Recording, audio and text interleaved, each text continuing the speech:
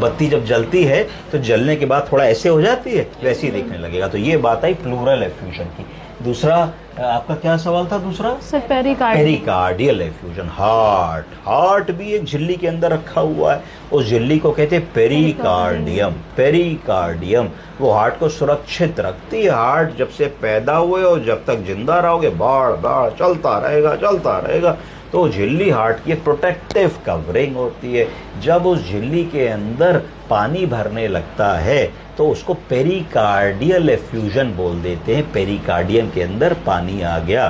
Pericardium में जब पानी आएगा तो हार्ट को मूवमेंट की जो स्पेस थी वो धीरे धीरे कम होने लगेगी। हार्ट को ज्यादा ताकत लगानी पड़ेगी क्योंकि रेजिस्टेंस के अगेंस्ट बीट करना पड़ेगा। रेजिस्टेंस के अगेंस्ट, है ना, कि आप एक कमरे में रह रहे हैं तो आप अच्छे से रह रहे हैं। हमने उस कमरे में एक तोता भी पाल दिया, एक कुत्ता भी पाल दी, एक बकरी भी पाल दी, तो आपको रेजिस्टेंस हो गई है ना। कभी तोता बोल रहा है, कभी दूसरा जानवर बोल रहा है, आपको डिस्टरबेंस हो रहा है। समझ रहे हैं कि नहीं? वहीं खाना बनाने लगे तो कुकर की सीटी बज रही है तो रेजिस्टेंस हो रहा है, दिमाग आपका डिस्टर्ब हो रहा है। उसी तरीके से जब पेरिकार्डियम के अंदर कोई फ्लूइड आ जाएगा, कोई द्रव्य आ जाएगा, तो हार्ट की नॉर्मल फंक्शन डिस्टर्ब होने लगेगी क्योंकि फॉरेन ऑब्जेक्ट आ गया जिसको वहां नहीं होना चाहिए था।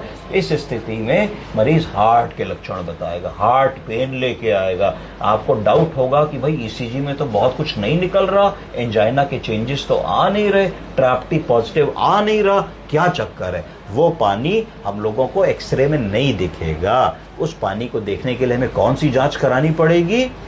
2D echocardiography. जब आपके कार्डियोलॉजिस्ट आएंगे और अल्ट्रासाउंड की इको प्रोब से हार्ट को देखेंगे तो तड़ से उनको काले रंग का पानी दिखने लगेगा और हार्ट की जो कॉन्ट्रैक्टिबिलिटी है उसमें कमी नजर आएगी और खट से वो बता देंगे आपको कि इसको तो हार्ट के बाहर की झिल्ली में पानी है, जिसको पेरिकार्डियल एफ्यूजन कहा जाता है। अगली क्लास में ये डिस्कस किया जा सकता है कि प्लूरल एफ्यूजन और पेरिकार्डियल एफ्यूजन क्यों आया, कैसे ठीक होगा, किस स्टेज पे दवा से सुखा सकते हैं और किस स्टेज पे निडल डाल के उसको निकालना पड़ेगा। आप समझ गए? एक चीज बस और बताना चाहूंगा कि पेरिकार्डियल एफ्यूजन एक रिस्की चीज होती है। अगर पेरिकार्डियल एफ्यूजन हार्ट के बाहर की झिल्ली का पानी बढ़ता चला जाएगा और आप उसको डायग्नोज नहीं कर पाएंगे, रोक नहीं पाएंगे, तो एक स्टेज ऐसी आएगी जब दिल बीट करना रुक जाएगा और धड़केगा ही नहीं।